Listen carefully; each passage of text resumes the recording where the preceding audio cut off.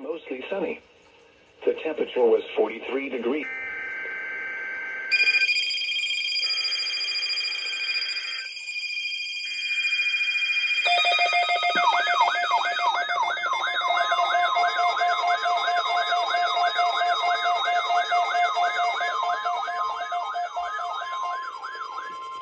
This is a weekly test of the NOAA radio warning device.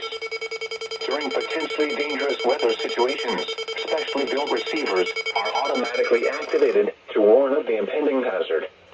Tests of these receivers normally are conducted by the National Weather Service every Wednesday around noon. When there is a threat of or existing severe weather in the area on Wednesday, the test is postponed until the next good weather day. The warning alarm transmitted over this and other NOAA radio stations in southern Wisconsin will normally be activated for watches and warnings that affect the following Wisconsin counties: Richland, Vernon, Adams, Juneau, Marquette, Waushara, Winnebago, Calumet, Manitowoc, Sauk, Columbia, Green Lake,